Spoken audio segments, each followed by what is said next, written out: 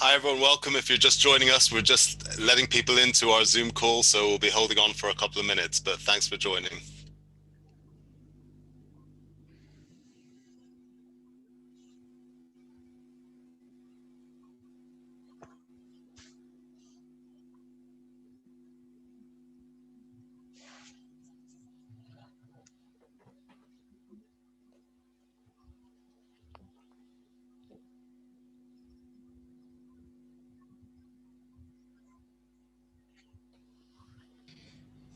It's where we realized we should have had some intro music while people are coming into the Zoom chat. Yes.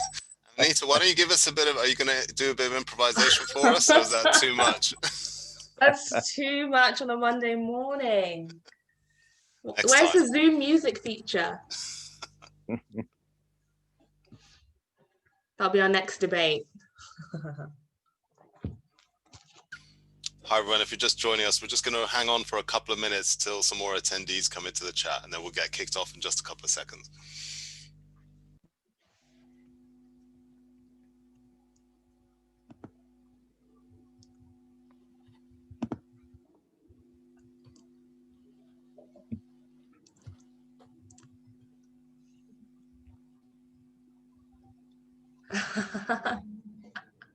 Zoom DJ bookings, awesome.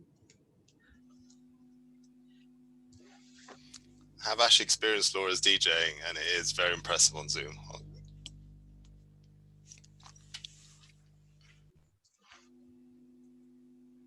Okay, I'm just going to put a link in the chat. So there's Massive Attack did a YouTube video with Guy standing. That would have to be the background, I reckon. Actually, I don't know whether it'll let me, but anyway, if you Google YouTube Massive Attack and Guy standing, you'll find it. Amanita, if you can manage that, that'd be brilliant. Get that playing. All right, I'm going to see what I can do. Thanks for joining us, everyone. Just holding on for a few more minutes. We'll probably start about 5 past.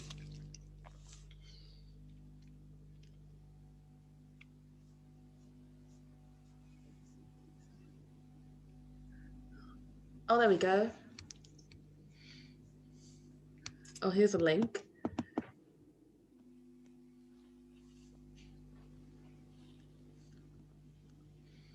See if it will let me.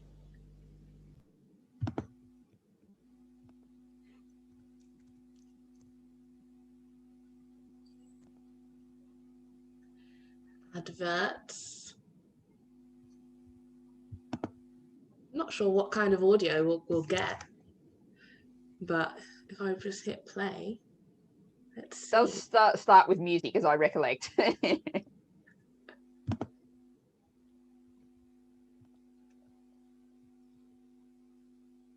you go.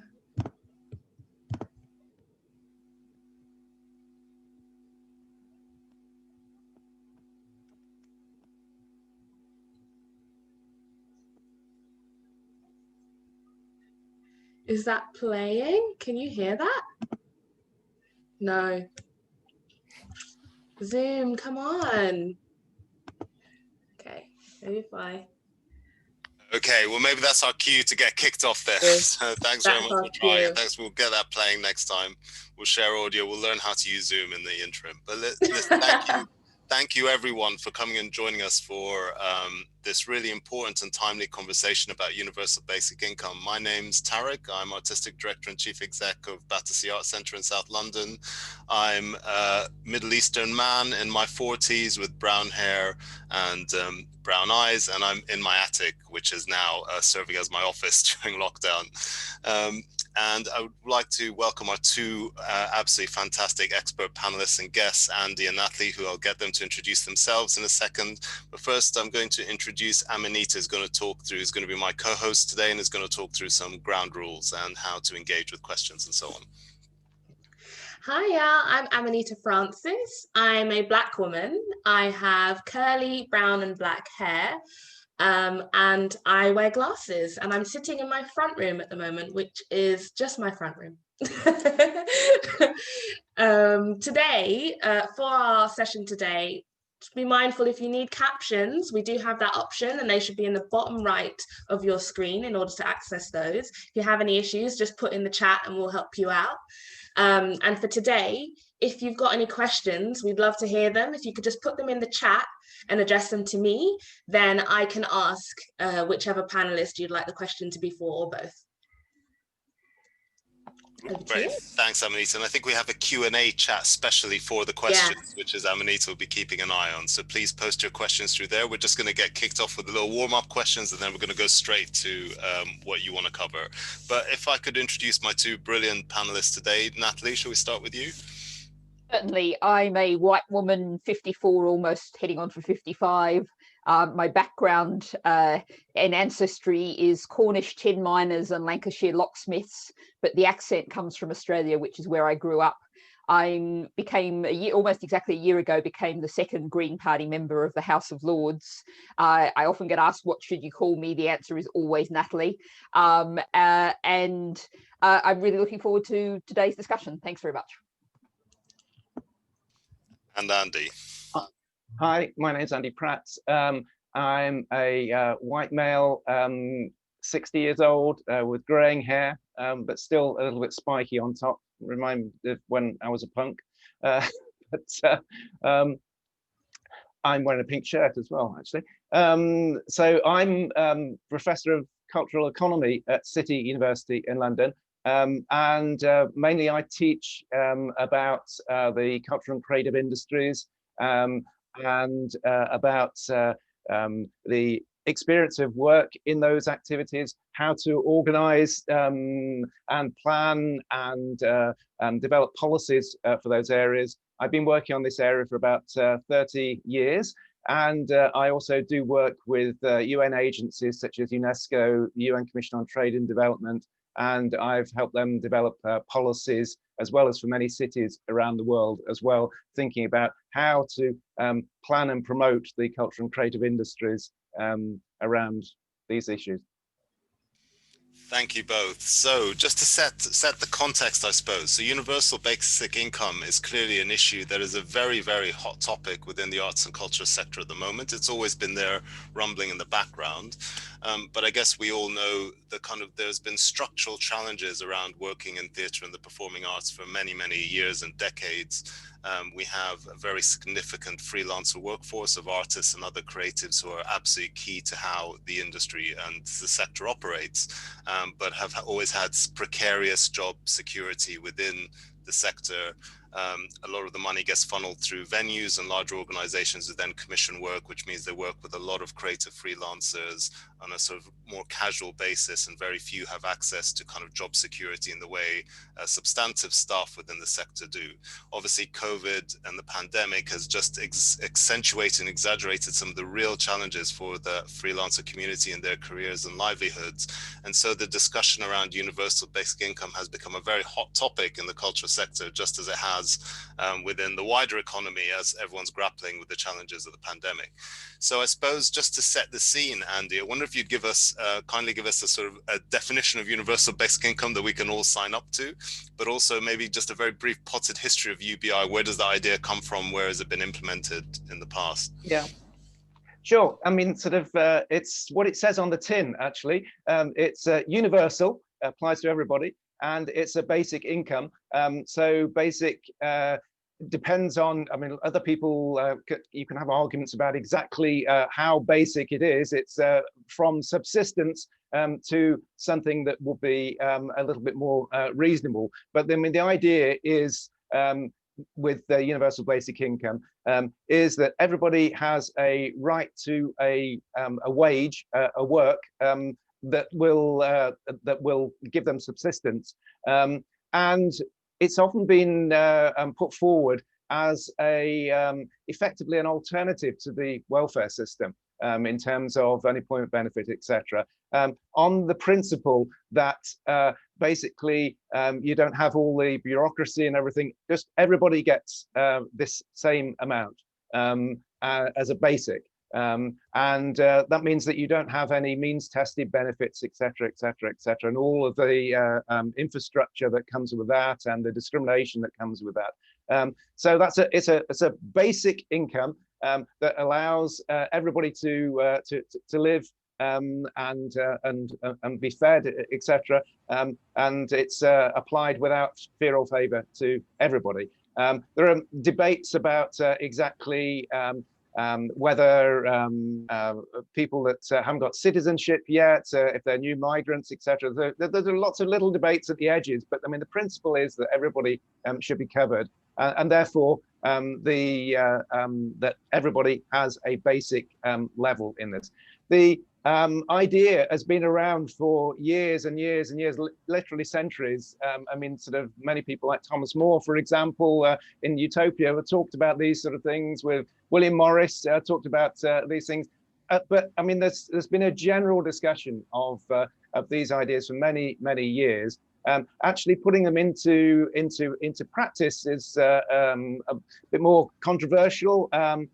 And many of the debates, I guess, about the development of the welfare state meant that some of the more radical ideas about the universal basic income were sort of pushed to the side to an extent. The creation of a benefit safety net. But as we've seen, you know, those welfare systems, as fantastic as they've been, have mutated into many areas of actually creating all sorts of discrimination and also immiserating people at the same time, and also adding this sort of moral dimension to them as well, that about whether you were really truly deserving of support, etc. So universal basic income tries to counter many of those things. There have been a number of experiments around the world. I mean, I guess a more recent one has been in Norway, where they've been trying out and trying to evaluate these systems.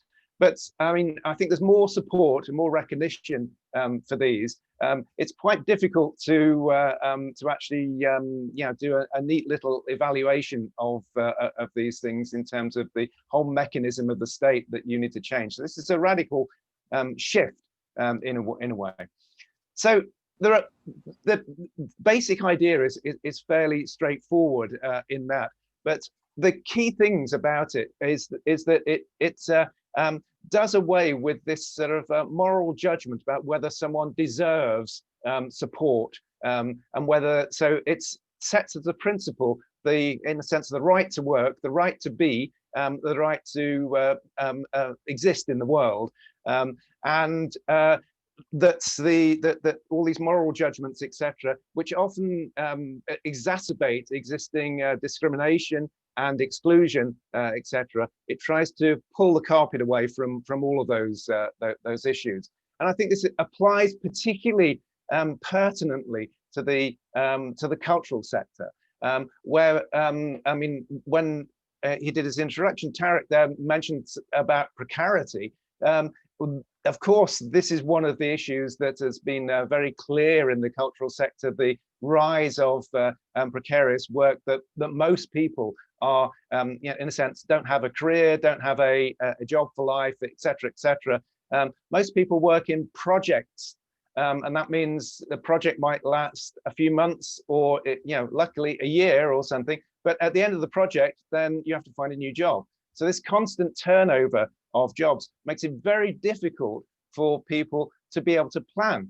And moreover, the nature of payment in terms of freelancing means that invariably there's no sick pay, no pension, no maternity cover, no extra money for training, etc. All these sorts of things add a whole new layer to the uncertainties of life.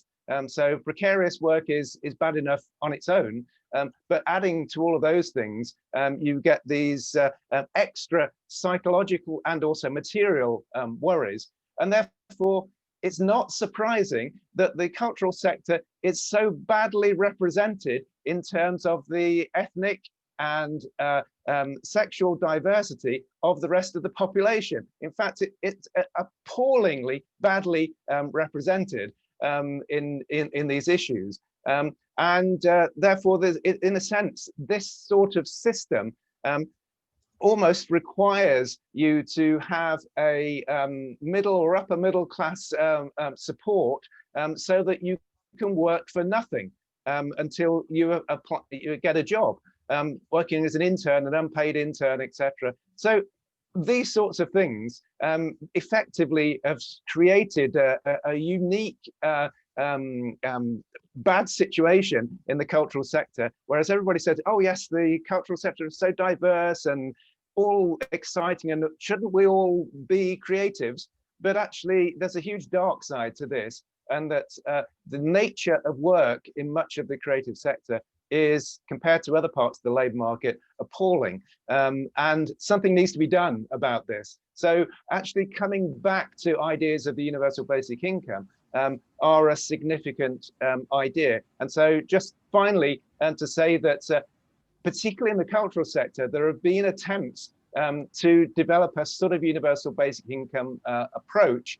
For example, in France, there's a scheme that for those working in the cultural sector to effectively tide them over between jobs. So this for intermittence de spectacle is a way of again allowing people to continue between jobs and not have the complications of being on benefit, etc. between them. So that sort of idea, but also those of you who've got memories long enough may know all the way back to the early 1980s when Margaret Thatcher was Prime Minister, created what she was into was the enterprise society, and entrepreneurship, etc. And the idea of setting up this thing called the enterprise allowance was inadvertently a fantastic way of a version of a universal basic income. In a way, is that if you had an idea, you could effectively become self-employed and set up your job.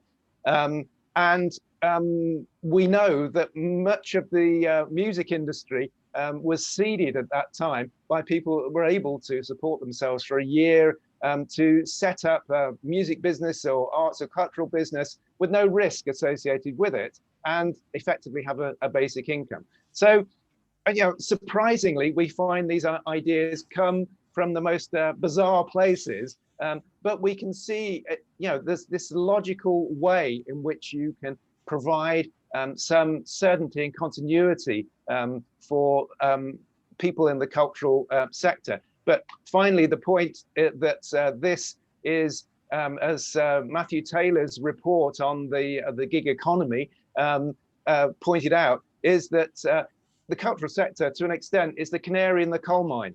The gig economy is spreading to the whole of all work. And therefore, we need to do something about these changes more generally. But the cultural sector, if we're talking about that today, obviously is in the spotlight now. Thanks, Andy. I'm going to come to Natalie in a second, but just a very brief follow-up question, and reminder to everyone, if you want put any questions to our panelists, please just put them straight into the Q&A. I guess you've outlined a lot of the real benefits of UBI, which are very clear in terms of representation, in terms of level playing field, in terms of circumventing some of the worst aspects of the kind of gig economy. But I suppose one of the criticisms of UBI is that it isn't targeted, and that it is unaffordably expensive because it's not targeted at those who most benefit from that funding. So what is the counter to that argument? Yeah, well, I think in terms of the cost, I think you can recost it in terms of because of the costs of running the bureaucracy of much of the employment and welfare system is an issue there. Certainly one thing that people will come back and say, what about those people that don't want to work? Yeah, there will always be some people who try to get around the system. That's a cost of this. But I think the thing is that all people have a participation in life and do things, and this actually gives them an opportunity and encouragement to take away many of the risks and worries of these things, and actually encourages people to actually do things and participate. but yeah, I mean, it depends on whether you've got a positive or negative view of human beings, really. But we do, you know, it's really important to recognise that you know, that you have examples of people that you know, are given lots of money. They don't just give up work and go and live on a desert island. Most people like to do things for their mental health and participate in things, and we're driven by more than money.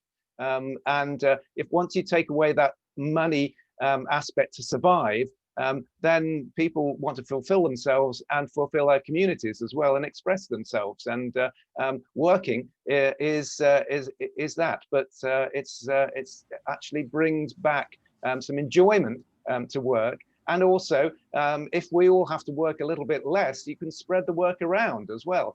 You know, we're working for a purpose rather than simply what they call in the US presenteeism. You know, in other words, you just have to show up to be there, to show that you're sort of performing work rather than actually doing the work. I mean, it changes all of our views about the way that we view our lives and work, etc. Great, thank you so much, Andy. So Natalie, coming to you, I suppose as someone who's been on the forefront of campaigning politically for UBI in this country for many years, I wonder if you'd give us a little bit of a potted history of the political discussion in the UK around UBI and where you feel that discussion has got to at the moment. Certainly, and thank you very much, Tariq, and thank you, Andy, for that great and enthusiastic introduction. There's barely a word in there that I disagree with. And I was glad you picked up the history and said that the welfare state as we got was actually a middle of the road alternative. And I think this is something that's been forgotten until quite recently. You know, of course, you know, Beveridge, the welfare state that came in after the Second World War, was a great improvement on what came before. But it was actually when I promised to do something about a sort of feminist history of universal basic income. And I'm just actually putting a link in the chat now to the piece that I wrote as a result for the Green European Journal. And I discovered that in that period, there were particularly a number of women who pointed out that the welfare state was essentially a men's welfare state designed for men, being based particularly very heavily in terms of pensions on a contributory system. And that, that was designed for men, and it was designed around the idea of work and a job. And back then they were suggesting things that were not quite a universal basic income, but certainly heading that way. And in fact, until quite recently, we did have a kind of form of universal basic income in the form of child benefit that went to every child independent of their parents' income. Unfortunately, that was something that was fought for very hard after the war, and it got taken away with barely a whimper. Sadly, I tried, but the Green Party, sort of the history of the Green Party, this is actually universal basic income has been Green Party policy for 40 years. And there's two chief reasons for that. If you look at the philosophical basis for the Green Party, we've always said that economic justice and environmental justice are indivisible. And we've seen two chief sides of universal basic income. On the economic justice side, if you think about the human right to life, most people, even the most right-wing Tory I face across the House and the House of Lords, will probably acknowledge the human right to life. Yet what we don't do is actually guarantee people the right to food, the right to shelter, the right to the means to actually deliver a life to keep you alive. Now, that's something that historically, with the perhaps dishonourable exception of single mothers who were very often forced to give up their children in decades past, it hasn't been a huge forefront issue until we saw the rise of the gig economy, until we saw the rise of benefit sanctions, until we saw real wages, the wage share, the amount of money in the economy that's going to people in wages going down and down and down. We have the great levelling through the 50s, 60s and early 70s, and then from the 70s onwards, inequality starts screaming upward again. And that's the point when this really starts to become a big issue. The other side of this from the Green Party's point of view is, why is this an environmental policy?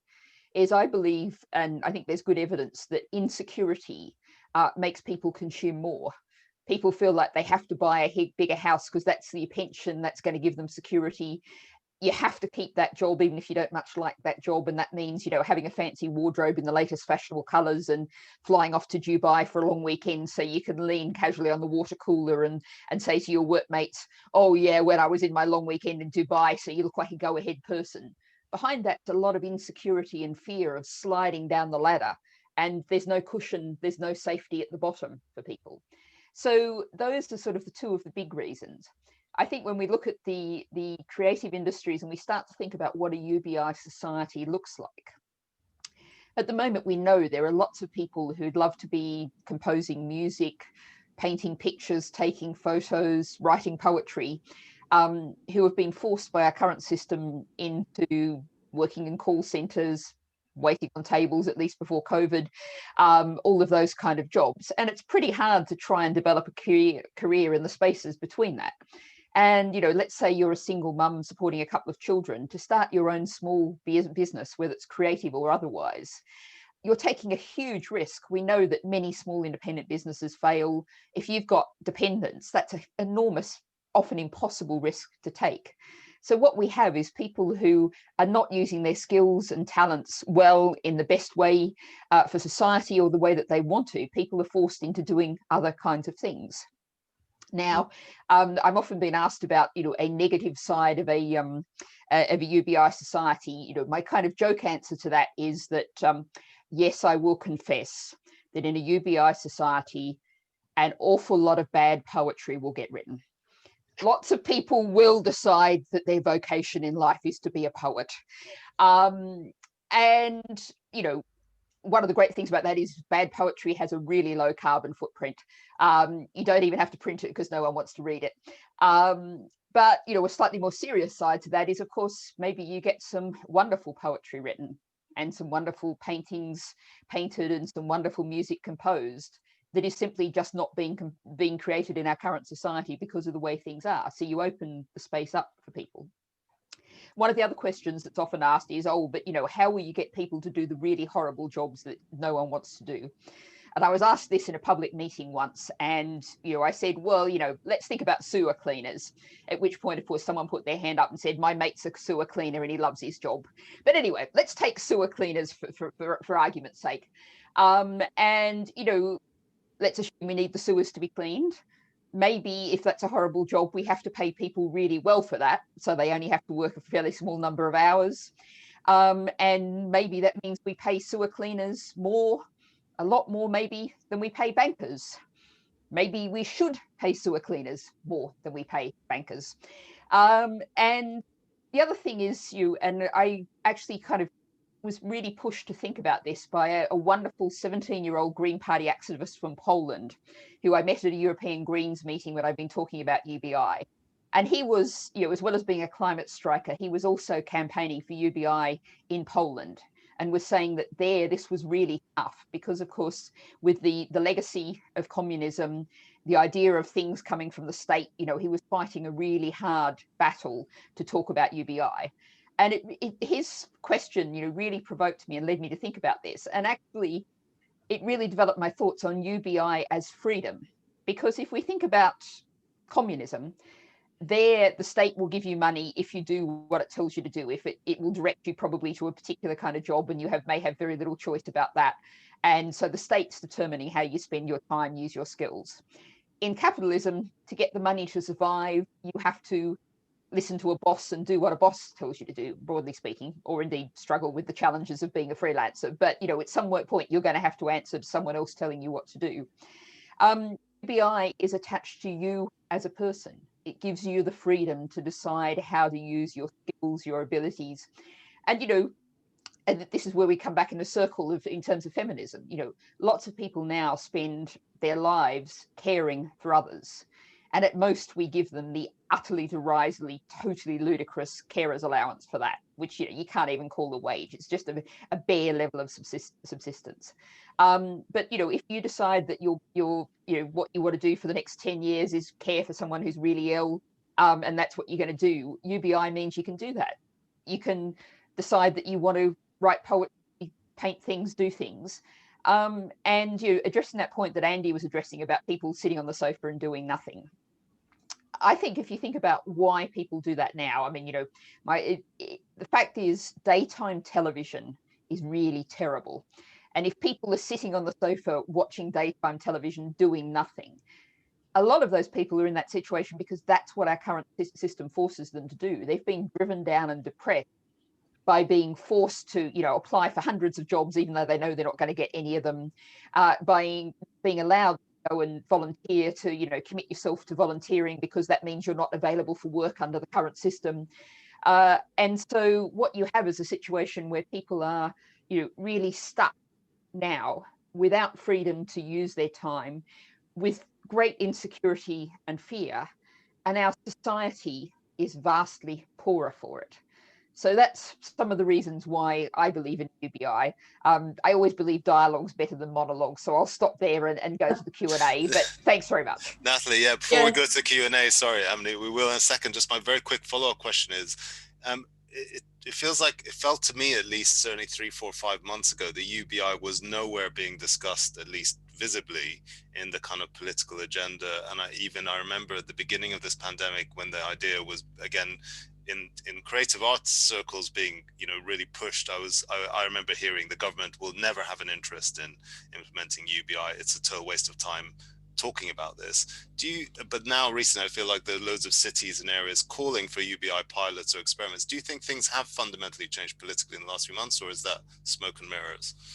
No, I think it's a curve. I put the curve back a bit further. I mean, when I was Green Party leader in 2015, I raised it in that election campaign, and I got pretty heavily hammered for it, because it was then, to most British people, a pretty new idea. I mean, it's been growing around the world in the few years before that, but it was in 15, it was a new idea. It's been building away since, and, you know, part of the reason why you're seeing lots of cities doing this, and indeed just last week York was the last city, and I think, I can't even keep track anymore, but I think there's about 8 or 9 cities around the country who've called for a pilot in their area.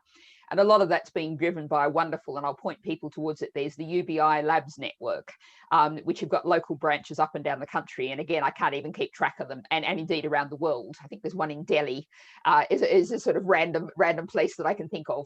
And so there are local groups campaigning in local areas. Most of the cities that have called for them have got a local group. But what we've also got is the, this is quite a mouthful, the APPCG UBI group, which is the all-party all-party working group. There's a W in there somewhere. All-party working group, and parliamentary and local government working group on UBI. And many people might have heard of APPGs, all-party parliamentary working groups.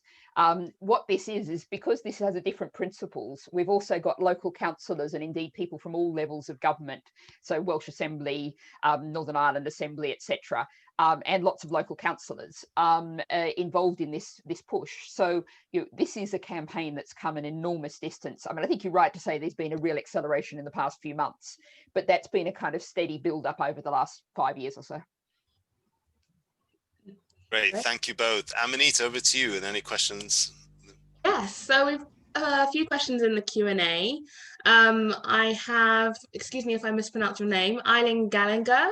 Their main concern has always been the unbelievable levels that universal credit and legacy benefits are, that much of the arts world has only woken up to during the pandemic, and the extra cost of being disabled. I don't trust the government to make a UBI with a level that is enough to live on, and that's my crucial issue with it. Do they have any insights or thoughts on this? So I'm guessing this question is mostly about whether UBI will truly be universal, or whether it will actually account for the fact that, if you are disabled, your cost of living is inevitably higher. And so if it's a blanket level for everyone, or is it going to be more targeted? And then is it truly universal after that as well? If I can perhaps come in on that, to start off with, I mean, I don't think what UBI does not replace is disability benefits, because disability benefits exist because our society is profoundly discriminatory. It is operated and structured in ways that doesn't treat everybody equally, that doesn't give everyone equal opportunities and just the chances to get on a bus or at a really basic kind of level. And so therefore, if you look at, for example, the model of universal basic income, which the Green Party in the 15, 17 and 19 general elections has put forward models of how we would see UBI operating. And we keep And indeed, we basically restore our disability benefits to the 2010 level, adjusted appropriately for inflation, because it costs more to be a disabled person in our society, and you have to recognise that. And I don't think that's a problem for UBI, because this is a base level, it's a foundation level. We also found that the way we structured UBI, we needed to give single parents more money because of there's just particular costs, again, about the way our society is structured and organised, that means that you could. So it doesn't mean that you can't add extra benefits onto it. In terms of the level, I mean, I think the word basic is key. It has to ensure that people can meet their basic needs. And there are some people who propound what they call the UBI, and I did once many years ago, to my considerable embarrassment, get to sit beside the Adam Smith Institute on a panel where they claimed to be calling for UBI, but what they were really calling for was a wage subsidy. They wanted it to be 20 or 40 pounds a week, and that would mean employers could pay their staff less. Now, to my point, definitionally, that's not a UBI. A UBI has to meet your basic needs. So if you look at, for example, our 19 thing, and you can look if you look at the Green Party manifesto, it's all spelled out in considerable detail. But the basic thing was still not as much as we would have liked, but what we could make it all add up on was £89 a week. And we kept housing benefit, because in Britain, because of the ludicrous cost of housing and the disparities around the country, it's very hard to incorporate housing costs into UBI, so we had to keep them separate, although the ideal perfect UBI would include housing costs, but we just couldn't make that work at the moment. Thank you. Yeah, that makes a lot of sense. I'm interested to know, with UBI, who's defining basic? Like, who is defining what is basic? Because personally, I work with a lot of young people, and over the lockdown and COVID and all the changes we've had to make, it's become like a stark realization how many young people don't have access to devices at home, like a computer, or some even having Wi-Fi. So would that be something that would be considered basic? And do children also get their own UBI, or is it for the family, for the household? How does it work? I mean, yeah. I think there are obviously, as Natalie has mentioned, there are a number of practical issues about implementing this. I mean, and part of that is actually it's going to be slightly different in different places, and I think therefore different countries, and also maybe different cities as well. So I think there has to be some flexibility here in how it works. But the principle is that it's not for households, but actually it is for individuals, because I mean, otherwise you're defining or creating a straitjacket of what a household is and how that's constituted, and we don't want to go back there again. So it's really important that it is about individuals, and that gives them the wherewithal to make decisions. I mean, it doesn't stop people forming households and collectivizing their income or whatever, but the point is so people can make decisions on their own, and be able to do it, do that. Yeah, I mean, I think once because we're not starting from zero, then obviously you're having to deal with existing systems as well. And there's a degree of untangling of the existing welfare system that needs to take place. I mean, and obviously the main issues here are those around sort of out of work benefits of one form or another, and I mean, as we have seen, the very aggressive campaign to force people to how I mentioned earlier, as when people are at work, they often are forced into a sort of presenteeism to just be there rather than actually doing the work, or doing meaningful things. And it's like that with unemployment as well, is that you have to go through this charade often of showing that you're applying for jobs. Even if there are no jobs available, you still have to perform this in that way. So, I mean, this is, we've created this sort of parallel universe in a way of pretending that there is employment and available for everybody, etc. When the fact is that there's not. And why not? When there are jobs available, shouldn't people be doing more useful things with their lives in this way? So levels. The actual levels, clearly, you're going to have to take account of things like housing prices. But as we've seen with the current debates about free school meals, etc., basic food poverty in this country is a massive problem. And therefore, giving people access to a basic income is a right to life. It doesn't get much more basic than that, really. But actually, the debate about actually setting the pounds and pence of what it is, I mean, clearly that gets a more complicated process. But I think it's the principle that is followed, and then set the level in line with the principle. That's the key thing. If I can just answer that, I mean, just to directly answer your question, Amanita, I think the whole homeschooling issues of trying to get access to laptop and Wi-Fi or 4G for children has demonstrated very clearly, if anyone was in doubt, which I certainly wasn't, that access to the internet is now an essential service. Not quite the same as water or electricity, but pretty close. And I think in terms of setting the level, my ideal in the long term would be the Joseph Rowntree Foundation does a really interesting study fairly regularly where they get a representative group of people and sit them down in a room and say, what do you think should be a basic minimum of standard of life for people? And that then ends up coming up. I think you end up with a sort of based on a 40-hour week, you need a minimum wage of about £15 an hour to actually in lots of a part of the country to deliver that. But your ideal eventually would be, you think, once we've got this all stabilized and running and existing as a system, how do you set the level? A methodology like that says, right, what's the basic thing that this society at this moment in time in our moment, what do we all collectively regard as minimum? That would be a really good way of setting it. So that's, and one of the other things to say about UBI is once you bring it in, one of the few places that's almost equivalent in terms of UBI is New Zealand has a non-contributory, quite decent level state pension. So once you turn whatever the pension age is in New Zealand, you get it.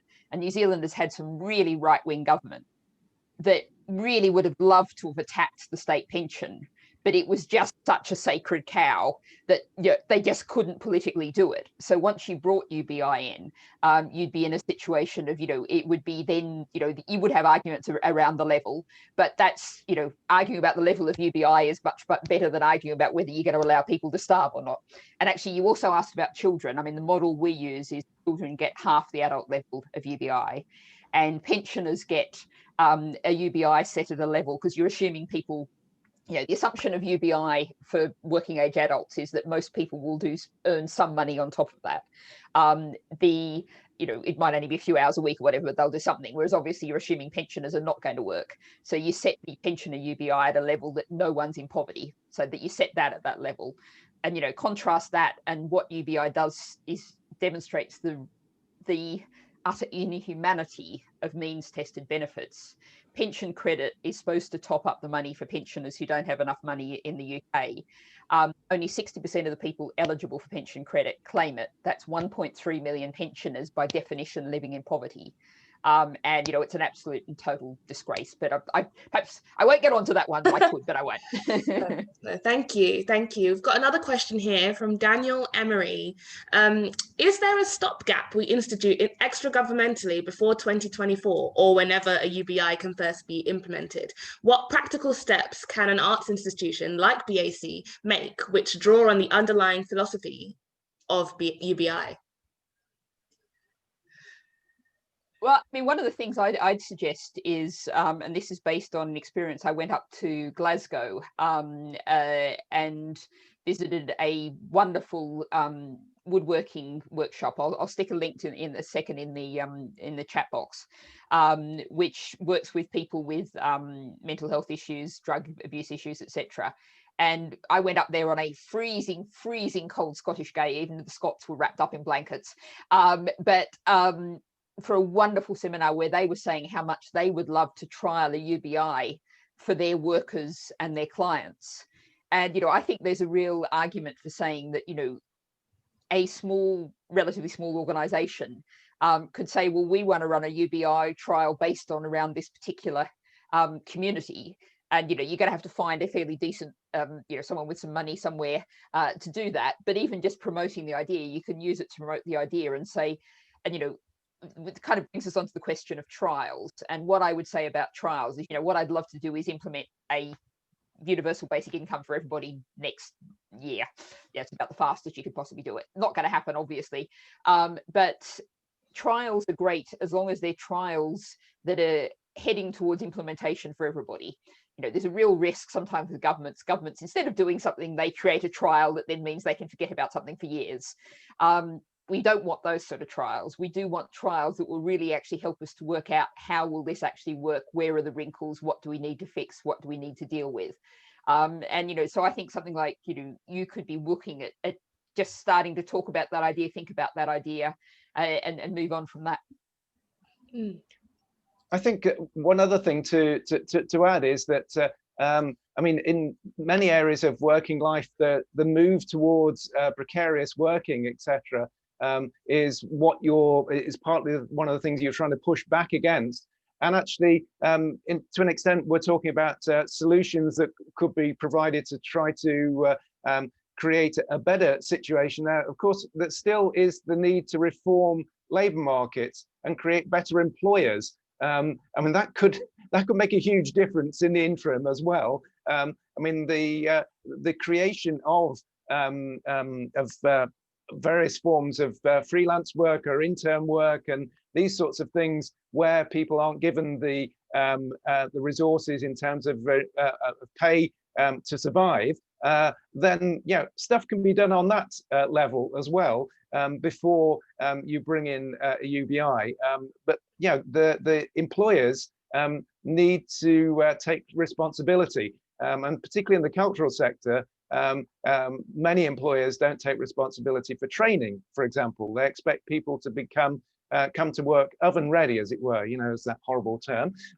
But, you know, all their training has to be done. And of course, you know, one of the things about training, etc., is that technologies are changing, skills are changing. People are having to do that all the time. So effectively, you find people effectively stealing from their current job to do training time so that they're ready for the next job. I mean, this is a crazy system. You know, why don't you just actually allow people some training time and develop these? So, you know, development of UBI also must come with changes in terms of the responsibility that employers will take. And I think it raises this whole area of a debate about the nature of good work and these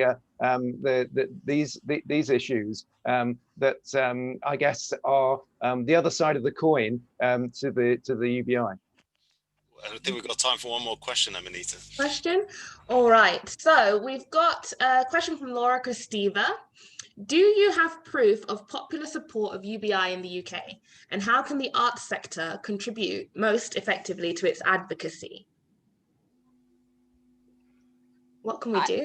Yeah, I mean, I think this brings up one of my favorite points when I talk to artistic and creative people. And, you know, I don't want to be directive about what you do or anything, but, you know, what I want to say is something to think about anyway. I think there are more than enough zombie movies, apocalypse novels, you know, things where everything turns into a disaster. And I do kind of, you know, understand the reasons why that makes rather good dramatic possibilities and rather good creative possibilities. But what we desperately need, and, you know, what I want to see is a Hollywood rom-com. You know, boy meets boy, boy loses boy, boy gets boy again. Absolutely bog-standard, set 30 years in the future. And in the background, we've basically solved, you know, essentially solved all the problems, where our cities are compact based on walking and cycling and active transport, and there's great public transport when you want to go further. Everything's renewable powered, the buildings are beautifully insulated, there's a universal basic income, people can use their time well. one of the problems at the moment is people have problems picturing something that's really different to now. And so what can the creative sector do? I would say, help people to imagine in whatever your medium is, however you do it creatively. Don't focus on, as fun as I know it can be sometimes, don't focus on the disaster images. Really think about, how do we picture a society that works out? And there's been some good work done in this area, but they tend to be kind of very political films, very polemic things. Create something that's just really enjoyable and artistically enjoyable. Many years ago I used to review London Fringe Theatre. Create a wonderful experimental London Fringe Theatre play that's just set 30 years in the future, that's something like that. We desperately need so much more like that. One of the things people really need at the moment is hope, and what they want is security. And so creating a picture of what a UBI society looks like is really crucial, and that's something that I'm sure everyone on this call can contribute to in some way or another. Thank you. Andy, do you have anything to add there? Nothing. I mean, I agree with all those points, but I mean, I agree particularly that I think this idea of what we might call prefiguration, of doing things before the act, as it were, to demonstrate these things can be possible and are possible. But I think actually, if you look at much cultural practice of what artists and cultural practitioners actually do, it is about building new forms of work relationship that are based on codependency and support, etc. And many arts and cultural organizations work sort of on this principle of supporting a group of people to maintain their practice, etc. So it's a difficult transition there, but I mean, I do think that a lot of arts and cultural practice are based upon these sorts of principles, and often people are using the basic income that they get from working in a coffee shop or whatever to carry on their art practice. And I think actually having a proper universal basic income would allow people to pursue the arts and cultural practice that they actually do, and demonstrate that this is an important part of life, not just for them, but for other people as well. Mm-hmm. It's interesting that you mentioned, Natalie, that you mentioned the disasters, because I think it's always sensationalized how bad something can be, but we kind of forget that things are also bad right now. The way it is right now isn't disaster free. So, no one's proposing that any changes would be flawless. It's never going to be flawless, but it could be improved compared to what we have. And I have one final. Sorry. Go on. I was just going to say, I mean, one of the things to think about COVID, there's a real risk at the moment. People are saying COVID is causing this, COVID's causing that, and COVID is exposed. Yes. It's exposing all of the weaknesses, all of the inequality, all the poverty, all of the food suffering. It's causing things to become worse in certain areas, but what it's mostly doing is exposing how fragile and lacking in resilience our society is. Yeah. And we've just got one point here from Ariane. She said really great points. Just wondering, how can this be done in reality, and are there real chances that a UBI could actually happen? What do you think? Well, I was once asked. Sorry, go on, Andy. No, it's okay. I was just going to say, I mean, I think Natalie's already sort of mentioned a number of pilot schemes and another experiments. There are a number of experiments around the world that have tried to demonstrate this. But yeah, it needs a larger, more significant popular support and serious discussion of this debate, because obviously laws would need to be changed. And I think it's worth, looking at the political framework we're in now. We've all lived through 40 years of neoliberalism. Nothing's really changed in British politics, or indeed most of Western politics, in the last 40 years since the rise of Thatcher and Reagan. And that was a massive change from the previous period. If you look at the social democratic consensus that ruled for more or less 40 years after the Second World War, it was expected then that you didn't have a living wage, you had what was known as a family wage. And it was thought that a man, usually a man then, with a wife, could support a wife and a couple of kids on a very ordinary job. A postman could work for a career in London over his lifetime, support a wife and couple of kids, quite likely buy a house. Yes, this is really true. You can go away and look it up, on one postman's salary. And that was the norm.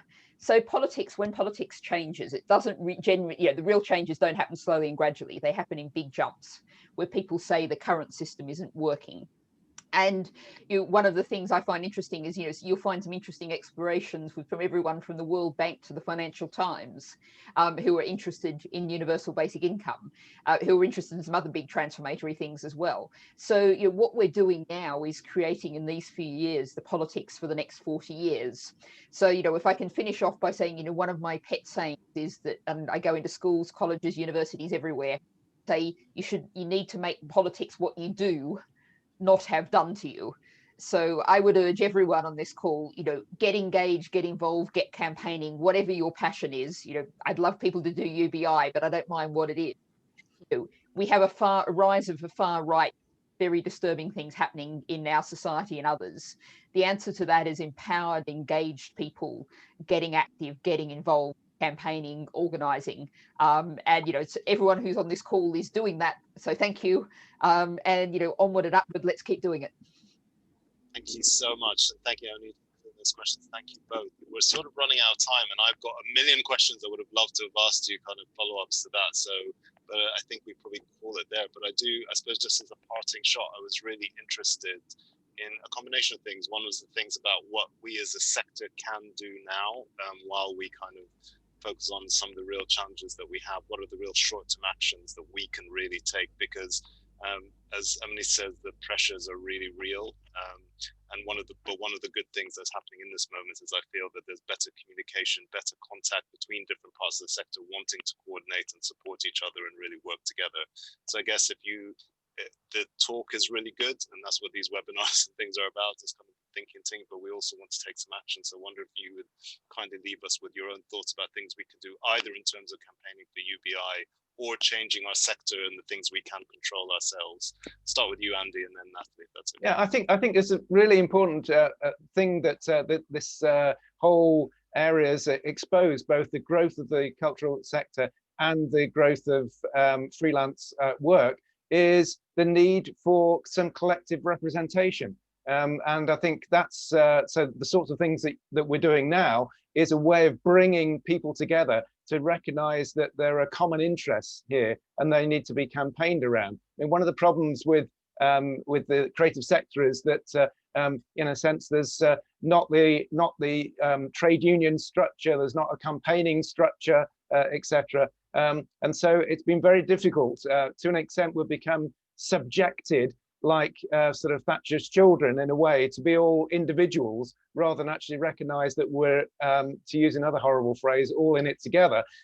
So actually this recognition of common problems is part of a way of mobilizing people to recognize that it's not just their individual failing or incompetence or whatever, that actually it's a situation they've been put in. Other people are in this situation as well, and that actually we need to have a more collective solution to this and put pressure on the agencies and organizations to actually support this. And of course, places like Batty Arts Centre does those sorts of things, but there's also actually the as I mentioned before, the employers or the organisations that employ creatives in the commercial sector as well. They need to be brought to face their responsibilities as well. But it's only through collective action that you can do that, and also obviously get a political debate going as well.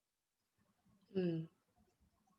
Yep, I very much agree with that. I'm just sticking a comment piece that I wrote for Yorkshire Bylines in the chat box. One of the things that I think you should be doing, should be offering, should be campaigning for is, and also it will be a way of politically building links, is the arts sector has lots to offer other sectors. And this was back, I think I wrote this back in July or August, thinking about schools, struggling to come back after the COVID lockdown, needing lots of space, needing lots of help, needing extra people with teachers and trying to split classes up and all the rest of it.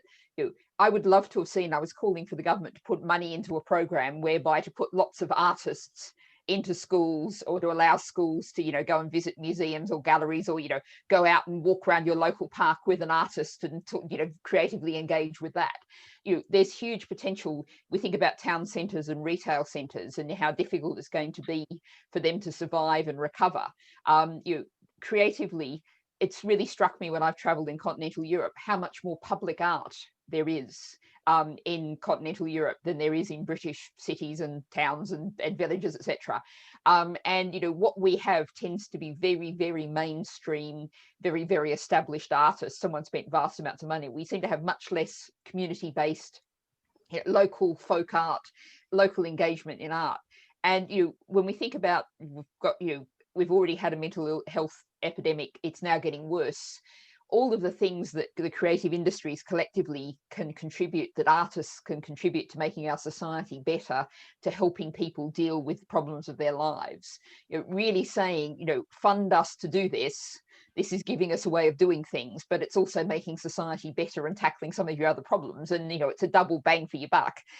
You fund the artists, but you also then, you know, possibly cut your NHS mental health costs or whatever. You know, so you're helping both ways. So I would really, you know, look to really create some ideas, some projects, present those ideas to government.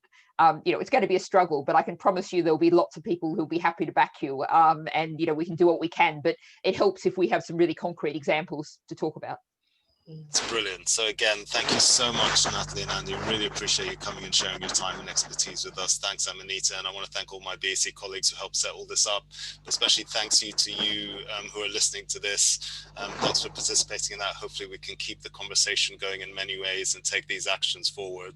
But also just to say, look after yourselves, take care of yourselves in this next lockdown. All right. See you soon, everyone. Bye. Thank you. Bye.